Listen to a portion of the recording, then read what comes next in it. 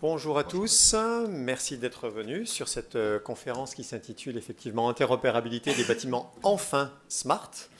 Je me présente, Pierre-Damien Berger, je suis du pôle de compétitivité Minalogic. Minalogic est donc basé en région Auvergne-Rhône-Alpes. On accompagne nos adhérents, 470 adhérents aujourd'hui, sur leur transformation digitale. Et on intervient évidemment au niveau de la région Auvergne-Rhône-Alpes, mais à l'échelle française et à l'échelle européenne, puisqu'on a des réseaux de partenaires qui sont des clusters dits digitaux également, un peu partout en Europe. Et on a ce rôle-là de fédérer, d'aider à innover et d'aider à faire de la croissance au sein des entreprises, donc du business. Voilà. Minalogic donc, est, j'allais dire, animateur de cette table ronde, mais la connaissance et les informations vont venir effectivement des trois panélistes que vous avez devant vous. Donc je présente effectivement Thomas Gauthier de Altior, Frédéric Motta de WiredScore et Francis Veil de Gectronics. Pardon. La thématique donc des bâtiments enfin smart, effectivement, cette thématique, elle est évidemment fortement liée à tout ce qui est IoT. On entend parler depuis plusieurs années de capteurs, de réseaux de capteurs. Donc vous allez voir aussi d'autres spécificités qui sont représentées aujourd'hui. Et effectivement, où est-ce que s'arrête, où est-ce que commence le mot smart? C'est ce qu'on va essayer en tout cas de définir ou en tout cas de discuter lors de cette table ronde. Donc pour commencer, je vais demander à Thomas de commencer de se présenter en 1 minute pour placer un petit peu le contexte de la société. Et je demanderai exactement la même chose à Frédéric, puis à Francis. Très bien, merci. Donc Thomas Gauthier, je suis un des associés du groupe Altior et cofondateur d'une société du groupe qui s'appelle Nodon et qui est spécialisée dans le matériel connecté pour le smart home, smart building et smart office. Donc voilà, notre métier, nous, c'est vraiment de fabriquer du matériel pour équiper les bâtiments et voilà, piloter des éclairages, des chauffages, des volets roulants, remonter de la donnée au niveau du bâtiment. Et donc voilà, le sujet d'interopérabilité est très important pour nous parce qu'il faut que nos capteurs et nos actionneurs puissent communiquer avec les infrastructures du bâtiment et remonter de la donnée de façon la plus simple pour les utilisateurs de ce bâtiment. Merci. Frédéric Motta. Donc Frédéric Motta, moi je dirige l'activité de WiredScore en France. Que fait WiredScore, qui est une société américaine à la base? C'est d'éditer et de délivrer un label qui permet aux décideurs immobiliers, donc les promoteurs, les propriétaires, d'évaluer, d'améliorer et de promouvoir la qualité numérique de leurs actifs. Et je pense que je serai amené à en reparler. Tout à fait. Allez, Francis. Bonsoir. Donc moi j'ai en charge du marketing pour le groupe Gectronics et de la stratégie des offres. Donc Gectronics, c'est une entreprise qui a été créée précisément il y a 132 ans à Amsterdam. On a fait énormément d'acquisitions dans notre histoire et pour les plus jeunes d'entre vous, dont je fais évidemment partie, on a racheté des boîtes il y a très longtemps qui s'appelaient Wang, Olivetti et j'en passe. Il y a 5 ans, on a racheté tous les actifs data center cloud d'un opérateur télécom qui s'appelle Colt. Donc on a une vingtaine de data centers en Europe. Et donc aujourd'hui, c'est à peu près 4000 personnes dans 23 pays. Et on a, on va dire, un métier historique par rapport au sujet du jour qui est lié à ce qu'on appelle le workplace. Donc tout le cycle de vie du poste de travail. On maintient plusieurs millions de devices dans le monde. Quand vous achetez par exemple une machine chez Dell, vous avez une chance sur 2, voire un petit peu plus, qu'en vérité la garantie, la maintenance soit faite par nous. Donc on a ce savoir-faire en termes de gestion de grands volumes de devices et qui nous a amené très naturellement vers ce métier du smart space, smart building, parce que finalement c'est le même métier, c'est du device management quelque part, avec de la data, on y reviendra j'imagine, etc. Ok. Voilà. Pour commencer, on a vu qu'effectivement il y a des personnes qui sont fournisseurs de matériel, gestionnaires de matériel. Peut-être ce qui est un peu plus original, j'allais dire, c'est le côté labellisation.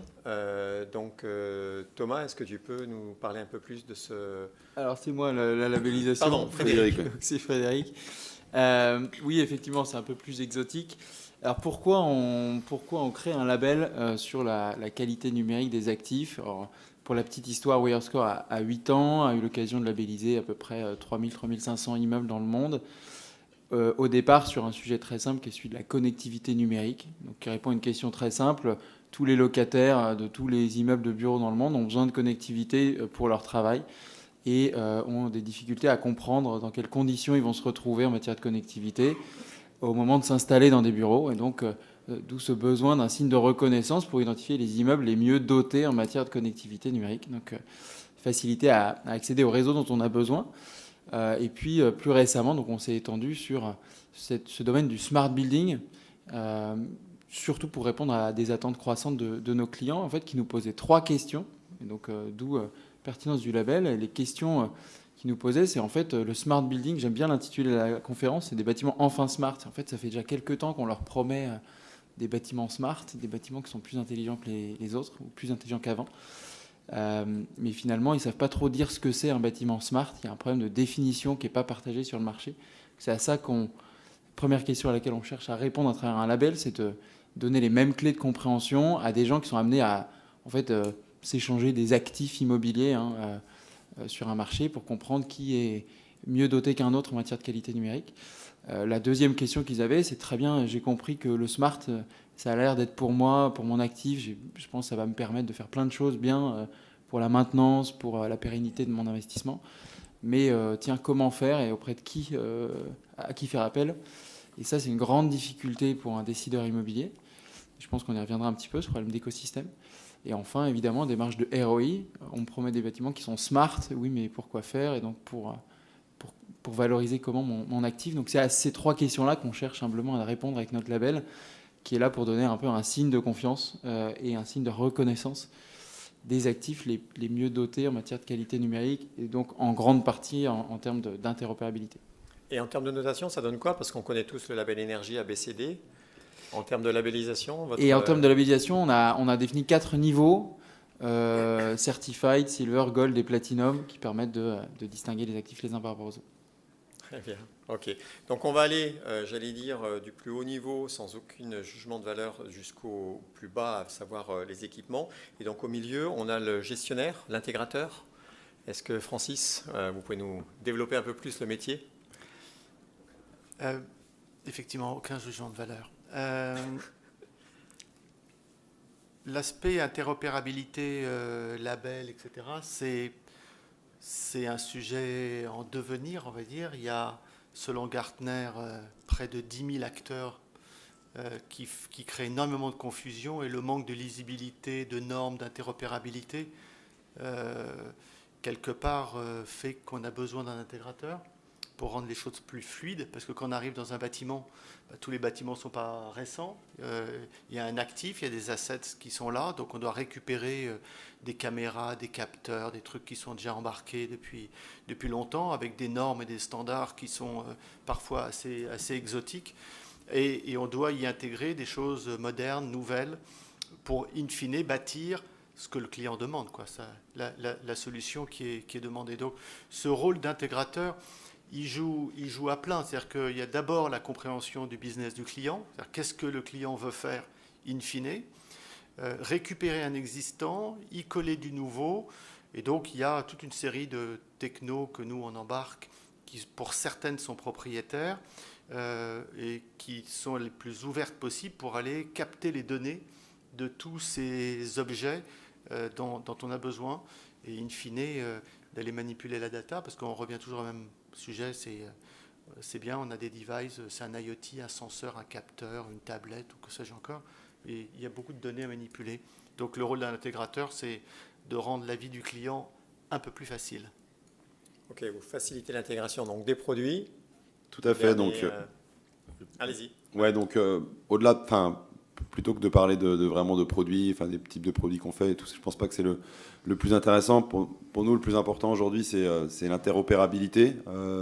C'est vraiment de garantir que le matériel est soit compatible entre eux, c'est-à-dire qu'un capteur puisse communiquer directement avec un actionneur pour ouvrir une fenêtre automatiquement, pour faire de l'aération ou ce genre de choses. Donc déjà, cette interopérabilité de produit à produit, mais aussi l'interopérabilité de ces capteurs et de ces actionneurs avec les infrastructures du bâtiment. Et c'est essentiel parce que, comme le disait Francis, on peut se retrouver dans des bâtiments où il y a des normes différentes, avec plein de protocoles différents, qui soient radio, qui soient filaires. Et c'est extrêmement complexe à gérer pour l'intégrateur et pour l'exploitant du bâtiment. Donc nous, notre combat, quand on a créé Nodon il y a 10 ans, c'est de proposer du matériel qui est garanti interopérable. Alors il y a différentes normes, malheureusement il n'y en a pas qu'une, mais à la rigueur c'est pas trop grave, à partir du moment où c'est borné, on le sait. Donc il y a différentes normes dans le bâtiment. Donc nous on est plus sur la partie radio, sur tout ce qui est sans fil, capteur et actionneur sans fil, et c'est de garantir vraiment que ces objets puissent remonter la donnée au niveau du bâtiment. Donc il y a un label qui existe d'ailleurs là-dessus, qui s'appelle le label R2S. Je ne sais pas si tu connais, Frédéric, on pourra en parler. C'est vraiment un label qui définit les différentes strates du bâtiment pour garantir son interopérabilité. Donc on vient séparer le matériel, les accessoires, l'infrastructure, les services. Et en fait, ces strates, elles sont interchangeables. C'est-à-dire que demain, on veut changer le matériel, on veut changer les équipements, l'infrastructure elle reste la même. On veut changer les services, on peut réutiliser la même infrastructure. Et là, on peut vraiment faire des économies d'échelle, parce qu'on a pu installer, par exemple, des équipements pour piloter l'éclairage, avec un ticket d'entrée qui est peut-être un peu fort. Mais si demain, on veut piloter les chauffages ou les volets roulants, on n'a pas besoin de recréer toute cette infrastructure, parce qu'on est resté dans ce fameux référentiel, avec des strates qui sont standards et qui sont interopérables les unes avec les autres. Donc nous, aujourd'hui, les enjeux, c'est vraiment de s'inscrire dans ce type de label pour permettre au bâtiment d'être le plus flexible possible et de faire des économies d'échelle à chaque fois qu'on vient rajouter un service intelligent ou connecté au niveau du bâtiment, que ce soit de la gestion de parties communes, que ce soit du flex office ou différents types d'applications. Ok. Merci. Donc ça, c'est pour planter le décor, j'allais dire, avec des informations assez générales. On va essayer d'aller un petit peu plus loin dans la définition, et notamment avec des cas concrets. C'est ce qui permet aussi de comprendre où est-ce qu'on en est, où est-ce que ces technologies et ces solutions nous emmènent de façon très, très usagée. Je vais demander à Frédéric et Francis de nous préciser 2 cas, un sur la foncière, un sur l'hôpital. Est-ce que vous pouvez nous donner un petit peu votre expérience, vos retours d'expérience sur ces cas d'usage ? Oui, alors sur le cas d'usage foncière, peut-être si je suis celui qui commence, en fait, il faut bien se représenter qu'une foncière, donc une foncière, c'est une société qui détient des actifs et a pour objectif de les louer et de faire rentrer du loyer, puis à terme qui a une politique de transaction, donc d'arbitrage, qui vend ses immeubles et qui en achète d'autres, etc. En fait, la problématique d'une foncière, tout comme les promoteurs qui peuvent travailler pour cette société-là, c'est de te dire très bien, en fait, quand je suis dans mon cycle de développement, quand j'investis dans mon immeuble, j'ai un certain nombre de choix à faire, de dépenses à faire, notamment en matière de technologie embarquée. Je vais faire le choix du système qui va me gérer tous les équipements techniques de mon immeuble. Je vais faire plein d'investissements et de choix en matière justement de différentes applications. Et moi, foncière, moi, directeur de programme, j'ai aucune compétence en matière de technologie, a priori. J'ai fait le STP en général, j'ai une formation, je connais tout sur le béton et la structure, mais par contre la technologie, j'ai aucune sensibilisation à ça. Et alors même que je vais manipuler des centaines de milliers d'euros, des millions d'euros parfois sur ces sujets-là. Donc c'est très difficile de s'y retrouver, et surtout, ce qui est le point de départ pour ces gens-là, c'est de comprendre un peu le so what. Je vois bien qu'il y a tout un écosystème hyper dynamique. Je vois bien que le numérique, ça transforme tous les pans de l'économie. Donc il y a bien quelque chose à faire sur mon actif immobilier. Mais comment je vais pouvoir, en fait, qu'est-ce que ça va m'apporter à moi ? Comment je vais pouvoir le valoriser auprès de mon utilisateur à moi, mon locataire ? Comment je vais pouvoir, du coup, y trouver une valeur, y trouver un intérêt ? Et effectivement, il y a cette deuxième question un peu sous-jacente. En tant que gestionnaire d'un patrimoine, comment je fais en sorte que mes choix soient les plus pérennes possibles. Et donc c'est pour ça qu'on a besoin d'interopérabilité et d'objets qui sont compatibles avec un maximum de standards. C'est que l'objet que j'achète à un instant T, idéalement, je vais pouvoir le réutiliser à chaque fois que je vais avoir une intervention à faire sur mon actif, quand je déplace une cloison ou quand je change mon système de gestion technique, mais que je suis bien content de garder un certain nombre de devices. Ça, c'est ce qui est très difficile aujourd'hui. Encore une fois, je me mets dans les baskets d'une foncière. Ce que j'ai en tête, c'est que pour changer quelque chose en matière de techno, de gestion de mes équipements techniques, ne serait-ce que ça, en fait, il faut que je me rachète une GTB. Je me rachète tout le système parce que dans mon imaginaire à moi, en fait, je suis dans une politique où je rénove tout d'un coup. Donc ça, c'est un des enjeux pour la foncière, c'est de comprendre comment investir bien, investir pour longtemps Et puis surtout, à court terme, comment ça trouve un écho auprès des utilisateurs finaux. Francis. Alors, je pense que la question, c'était effectivement sur un cas qui est l'hôpital.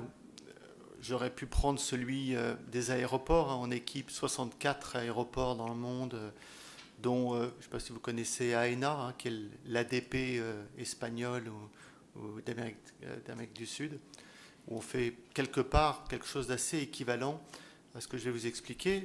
Il y a juste l'usage qui est différent et la finalité qui est évidemment différente entre un aéroport et un hôpital. Pour l'hôpital, on a déployé des solutions il y a quelque temps déjà, où typiquement, vous savez que, par exemple, un hélicoptère est en train d'arriver avec un blessé sur le toit de l'hôpital dans 3 minutes. Donc il faut aller faire en sorte que l'ascenseur arrive au dernier étage, que les portes restent ouvertes, qu'on débloque l'alarme du toit, qu'on arrête la clim pour pas que les pales de l'hélicoptère salissent la climatisation, qu'on fasse monter la température du couloir uniquement du dernier étage pour pas que les autres patients aient froid, que l'on bip le ou les médecins compétents, qu'on bloque le bloc opératoire, qu'on réserve la chambre, et puis comme tout doit se terminer de la même manière, ça reste aussi une question d'argent. Donc on ouvre le dossier patient, on commence la facturation. Donc c'est toute cette chaîne qui est complètement intégrée entre le besoin métier, les applications métiers et le pilotage intelligent du bâtiment et de toutes ces fonctions que l'on va adapter à toutes ces circonstances. C'est-à-dire que, donc là, on voit bien celui très pragmatique et très pratique d'ailleurs pour l'hôpital. Je vais vous expliquer qu'on fait la même chose pour les aéroports où on a 1400 personnes à peu près qui font du développement d'applications mobiles. Donc on a une application mobile, comme c'est nous qui gérons les horaires de décollage des avions et les panneaux d'affichage et les bandes d'enregistrement et les tapis roulants avec des senseurs, des capteurs, etc. Du coup, on sait que le voyageur arrive à telle heure, que du coup il est à la bourre, donc il faut lui indiquer sur son portable le chemin le plus court pour arriver à sa porte d'embarquement, ou au contraire, on peut lui pousser un peu de pub pour aller dépenser son argent dans le duty free, etc. Donc, en fonction, et pour nous, c'est le même métier. C'est ça qui peut peut-être vous paraître surprenant, c'est qu'on a une infrastructure logicielle, une plateforme hébergée dans nos data centers ou dans du cloud public. On reviendra peut-être sur les aspects data privacy et compliance et souveraineté de la donnée. Mais donc, c'est la même plateforme. On va simplement développer un cas d'usage qui est différent avec des capteurs, des senseurs, des devices qui sont différents. Et comme je vous disais tout à l'heure, on doit gérer 10 millions de devices. On n'est plus à un près qui est... je vais m'arrêter là, mais encore un autre cas d'usage dans le domaine du bâtiment de bureau, où, si j'ai encore une seconde, par exemple, on va mettre, comme on gère des tablettes pour les salles de réunion, on sait à quelle heure la salle a été utilisée ou pas, et ben on sait de dire au personnel de ménage, aujourd'hui, ce n'est pas la peine que vous soyez 3, 2 va suffire, et ce n'est pas la peine de passer dans tel couloir, et ils sont guidés par leur smartphone, et on sait par exemple, plutôt que de dire sur un tableau blanc les horaires de passage, et ben on a des, excusez-moi, il n'est pas encore l'heure du repas, mais des capteurs durés, des capteurs sur les portes, qui disent venez plutôt maintenant, plutôt que de venir bêtement dans 1 heure alors que ça n'a pas servi. Et donc toute cette intelligence, toute la donnée embarquée, c'est le métier de l'intégrateur que de développer ces cas d'usage. Voilà. Ok, cas d'usage, on voit très vite les services qui sont associés.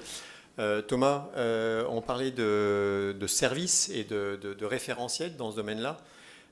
C'est bien le référentiel R2S qui était nommé tout à l'heure et qui vient de la Smart Building Alliance. Oui, tout à fait. Donc la Smart Building Alliance, qui est une organisation qui est née en France, mais qui aujourd'hui va au-delà des frontières françaises, qui est là pour essayer de définir un peu les bonnes pratiques autour du bâtiment connecté.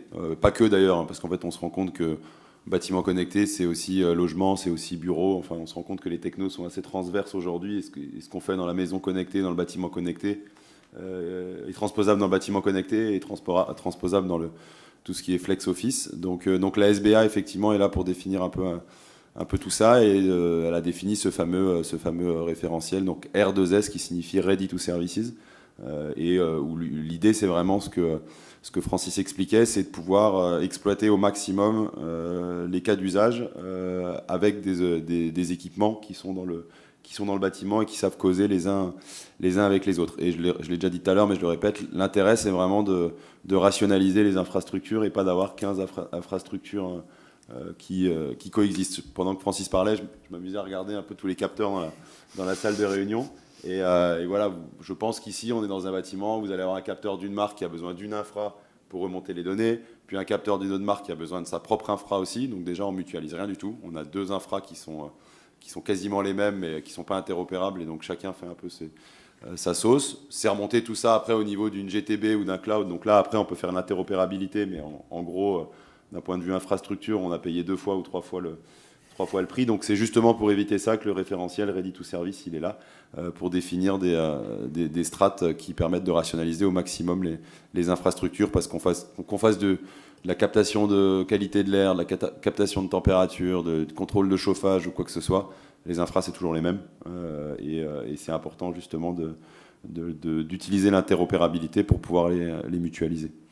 Alors, on est passé, j'allais dire, des infras justement au cas d'usage, des cas d'usage aux services, des services, et on l'a évoqué tout à l'heure avec Francis. Francis, on va peut-être pouvoir y revenir, aux données. Quelles sont ces plateformes aujourd'hui qui nous permettent de collecter ces données et de les gérer? Alors, je ne sais pas si la question est pour moi ou pas. Oui, oui. D'accord. Alors, il n'y a pas une plateforme. Encore une fois, je pense qu'il faut s'intéresser d'abord aux clients et à l'usage. Et la donnée est certainement la chose la plus sensible aujourd'hui. Il y a des aspects de sécurité, je ne sais pas si on y reviendra, mais qui sont absolument essentiels. On est dans une situation, j'oserais presque dire, assez dramatique aujourd'hui, pour des raisons aussi géopolitiques. Les Américains ont considéré cet été qu'un acte de piraterie serait maintenant considéré comme un acte de guerre, ce qui fait que les Russes, parce que ça vient beaucoup de là-bas, maintenant s'intéressent beaucoup plus à l'Europe qu'ils le faisaient avant. Donc tous les objets connectés sont maintenant une porte d'entrée pour des actes de piraterie, et on connecte tellement d'objets et de données personnelles et de données de santé. Comme nous, on met en place, par exemple, des solutions de prise de température et de reconnaissance faciale, d'ailleurs avec ou sans masque. Il y a derrière des données personnelles. Donc, l'interopérabilité, finalement, c'est bien si quelque chose se met en place. On sait la gérer sur des plateformes, pour revenir à votre question. Et ces plateformes, la vraie question est de savoir, en fonction de la donnée que je collecte, est-ce que je dois la mettre dans du cloud privé, dans du cloud public, bâtir une solution hybride pour aller mettre ça dans quelque chose qui soit peut-être pas souverain, mais à minima hyper sécurisé. Je le rappelle et je vous invite à prendre la parole si vous avez des questions. Donc n'hésitez pas, levez la main et ben allez-y. Vous pouvez monter et vous levez et parler au micro. C'est parce que en fait la conférence est en replay derrière, et si en fait on ne parle pas dans le micro, ce ne sera pas. Bonjour, on a tous entendu parler de SolarWinds. Comment vous avez géré ceci? Du moins, quels sont les impacts dans la société? Comment vous avez réagi? Nous, en l'occurrence, on est un acteur depuis quand même pas mal de temps du cloud, avec nos propres infras, comme je disais tout à l'heure, avec un grand nombre de data centers partout en Europe. On en a 2 en France, etc. Et ce qu'on appelle un SOC, un Security Operating System. Donc on a à peu près ce qu'il faut pour piloter ce genre de situation. Maintenant, il n'y a pas de solution miracle pour répondre à des attaques. On a vu aux États-Unis ce qui s'était passé sur leur pipeline cet été, qui était pourtant, paraît-il, à peu près sécurisé. Bon, il n'y a pas de solution. Sauf à ségréguer les données et de faire en sorte que ce qui est vraiment sensibles soient complètement isolés dans des clouds privés, hyper sécurisés, et qui soient surtout, je sais pas le terme en français, mais compliant, enfin, avec les lois et les règles européennes aussi. Parce qu'il y a aussi cet aspect, sur les aspects de sécurité, où le Cloud Act, je ne sais pas si ça parle à certains, mais fait que, en gros, les services américains, les autres ne se privent pas non plus, hein, mais peuvent accéder à peu près n'importe quoi à partir du moment où c'est dans un data center américain. Donc c'est un vrai enjeu sociétal, un vrai enjeu politique de souveraineté, et que je dois reconnaître, parce que par ailleurs je préside une association qui s'appelle Eurocloud, qui réunit à peu près tous les acteurs du cloud en Europe et en France. Donc il y a les grands méchants étrangers, là, je n'aimerais pas. Et puis il y a des gentils Français et Européens. Donc comme je représente des acteurs du cloud en France et en Europe, je ne peux pas prendre de parti, mais n'empêche que ça serait quand même bien que les Européens et la France fassent en sorte de mettre en œuvre concrètement ce qu'ils disent. Parce que vous avez vu les accords avec certaines entreprises françaises, voire partiellement détenues par le gouvernement, et qui passent des accords avec des acteurs étrangers. Donc c'est assez incohérent avec cette notion de souveraineté numérique dont on parle un peu partout. Mais c'est malgré tout essentiel. Je ne sais pas si vous avez suivi Gaia-X, donc, qui est cette alliance franco-germanique. Donc cet axe franco-allemand qui avait pour vocation, Gaia-X, à rendre interopérables, parce qu'on est dans le sujet, les clouds, et qui se sont fait un peu infiltrer par tous les acteurs, en commençant par Alibaba et les autres. Bon. Donc on a un vrai sujet actuellement là-dessus. Donc mon conseil, c'est voir encore une fois le métier du client, sa stratégie, quelles sont les données critiques, et bien choisir où on les met. Je ne sais pas si j'ai répondu à votre question d'ailleurs. Ok. Concernant les usages, donc on les a vus, et puis les dangers qui tournent autour des usages, j'aime bien aussi qu'on parle business. Alors peut-être Thomas et Frédéric, quelques chiffres sur vos propres business, et alors que ce soit en nombre de projets, en nombre d'immeubles, en nombre de capteurs, en nombre d'euros, des chiffres pour donner un ordre d'idée. Je t'en prie, vas-y.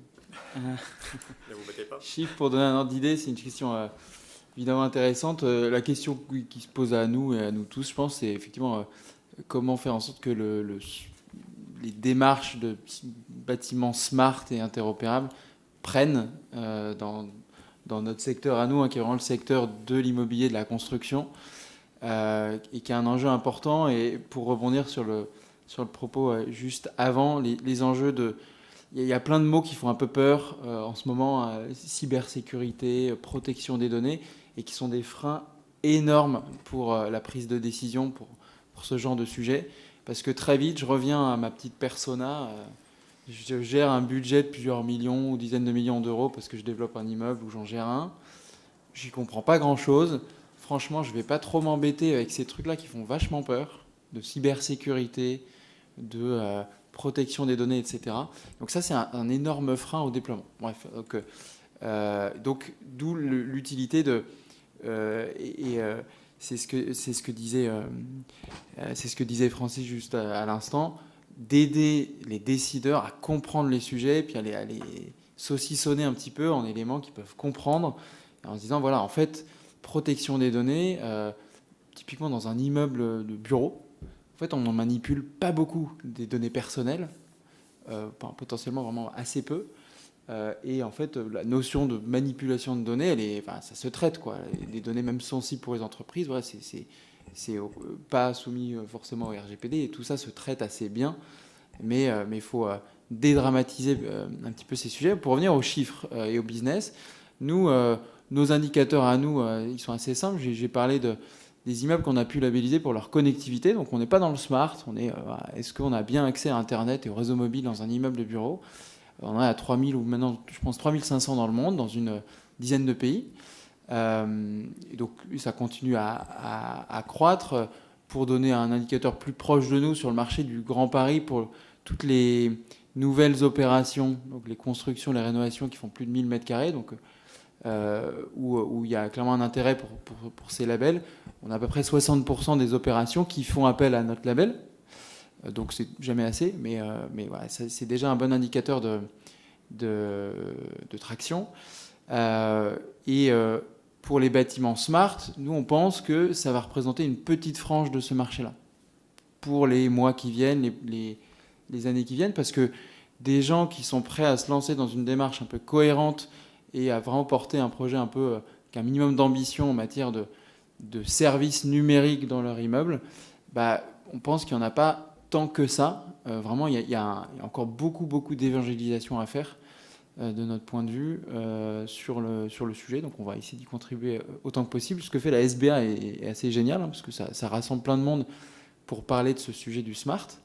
Notre approche elle est complètement compatible avec ce qui a été fait avec R2S, c'est-à-dire, pour faire simple, nous, analyser un actif immobilier, c'est s'assurer qu'on a un bon socle, donc des bonnes fondations numériques. Donc là, c'est typiquement les sujets traités par R2S, et distinguer les immeubles aussi par les services qu'ils rendent. Et ça, c'est là où on va un peu au-delà dans notre approche, c'est-à-dire faire la liste des fonctionnalités auxquelles un utilisateur a accès ou pas dans son immeuble. C'est le fameux so what dont je parlais. C'est ça qui va parler en fait potentiellement à un acquéreur ou à un locataire. Donc on pense que ça va représenter 20, peut-être 30% des mêmes immeubles qu'on labellise déjà. On s'attend à avoir une proportion à 5 fois inférieure pour les immeubles smart. On en a une centaine aujourd'hui après quelques mois de notre lancement commercial de ce nouveau label sur le smart qui s'appelle Smart Score. Et voilà, c'est un peu ça les indicateurs qu'on attend de voir. On espère que ça prendra plus vite que ce qu'on pense, mais il y a vraiment beaucoup de travail à faire. Pour notre part, chez Nodon Altior, aujourd'hui, ce qui est notre métier, à savoir le bâtiment connecté interopérable, il y a un vrai marché, il est là, il existe, de toute façon, sinon on n'existerait tout simplement pas.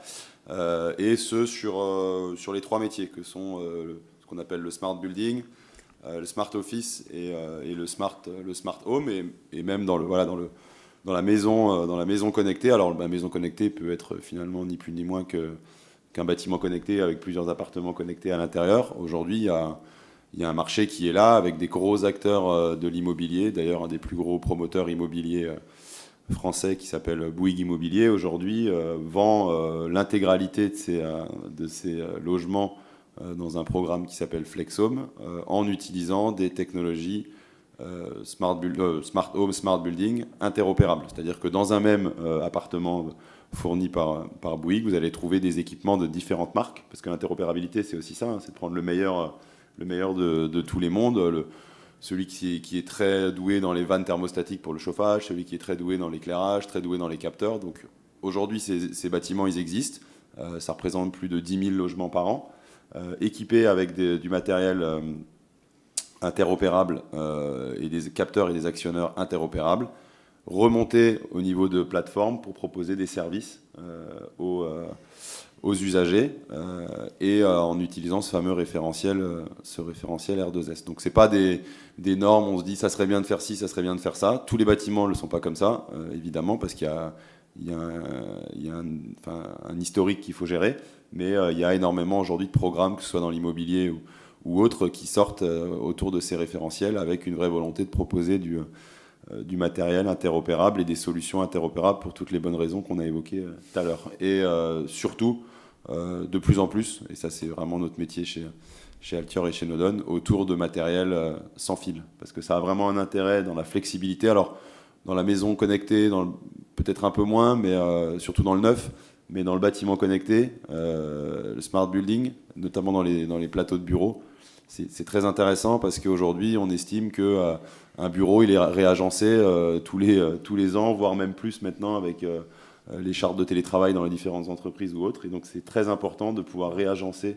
l'organisation des bureaux en fonction des besoins. Et l'utilisation de ces capteurs et de ces actionneurs au travers des technos sans fil et interopérables permettent de remoduler hyper facilement une salle de réunion, déplacer des capteurs, en rajouter des nouveaux, pouvoir faire du pilotage d'éclairage très fin en fonction de l'occupation des bureaux, par exemple, gérer du taux d'occupation des bureaux, gérer pendant les périodes, j'espère qu'il n'y en aura plus, mais de pandémie comme on a connu, des jauges au sein des bureaux ou des salles de réunion. Donc tout ça, ça peut être fait au travers de ces technos, de ces capteurs et des plateformes et des intégrateurs qui mettent en place ces usages, comme l'expliquait Francis. Donc c'est du concret, c'est maintenant que ça se passe.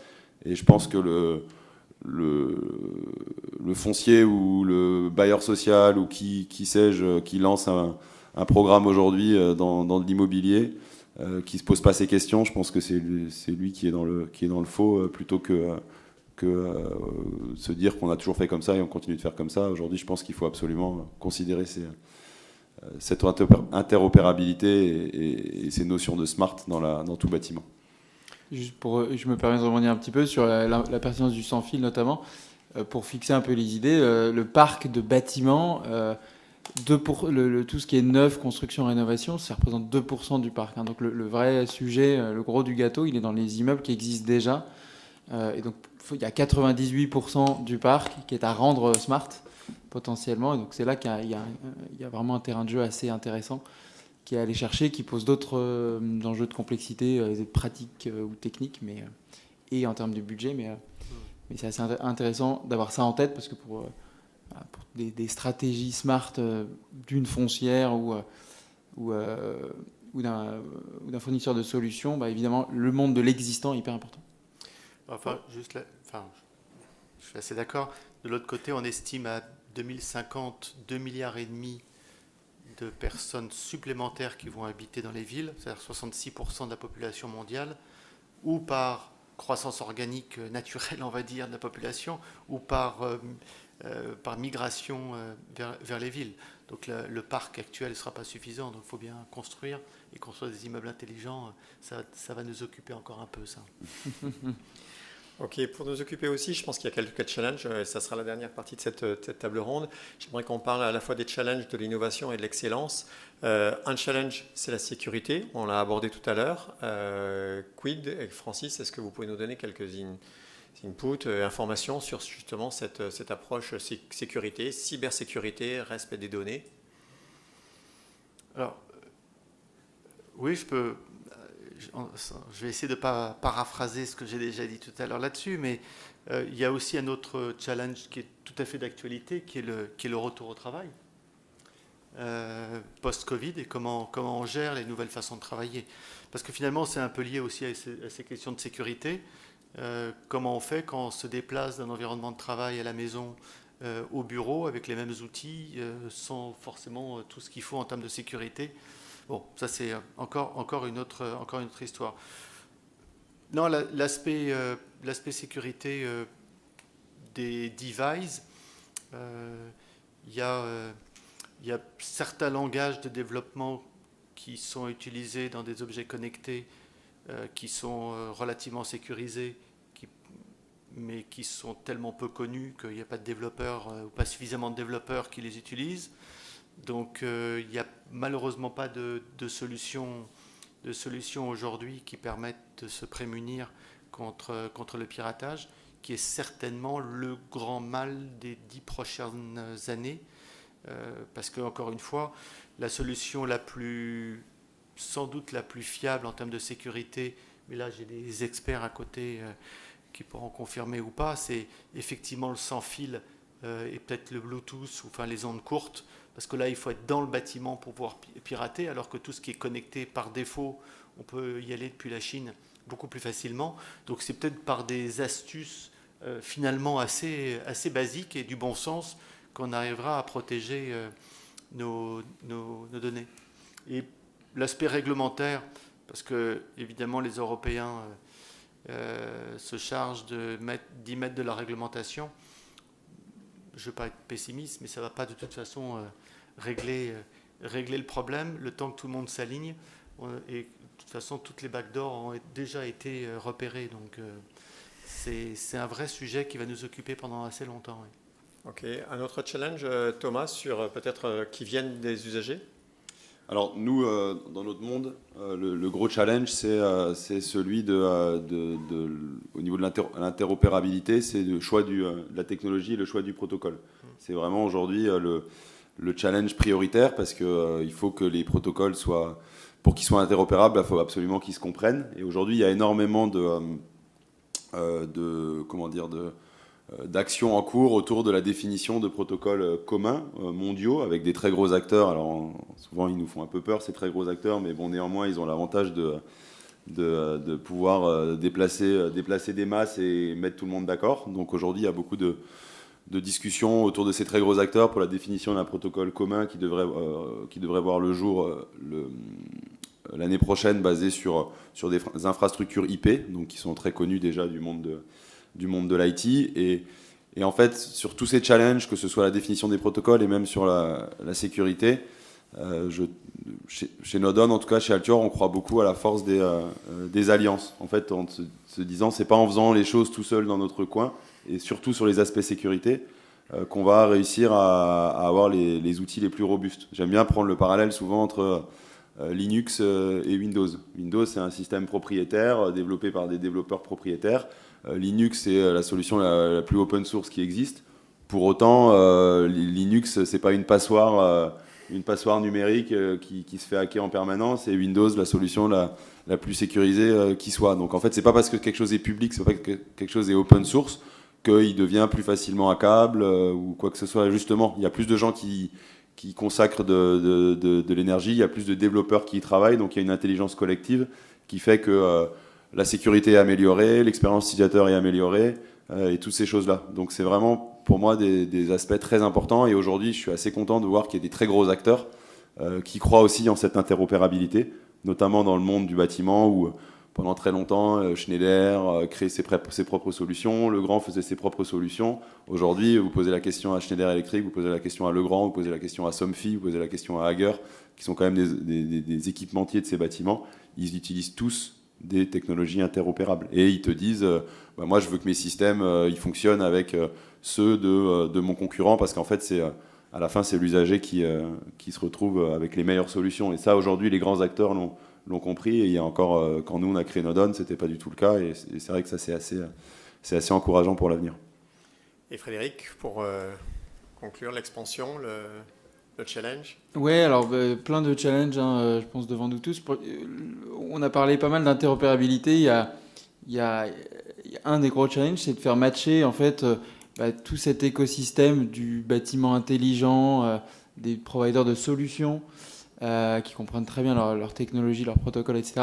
Et un autre écosystème assez différent qui est celui de l'immobilier. C'est à ça qu'on veut servir. C'est un peu ce petit maillon qu'on veut être parmi plein d'autres organisations et plein d'autres entreprises. Mais ça, c'est un énorme challenge, vraiment. C'est de faire comprendre la chaîne de valeur de la construction de l'immobilier aussi à tout cet écosystème du smart, parce que c'est pas forcément le même capteur, on va pas le vendre à la même personne selon le type de bâtiment. Ça, c'est hyper important à avoir en tête. Quand on parle du client, déjà on se trompe en fait dans la construction, dans l'immobilier, parce qu'il y a plusieurs clients.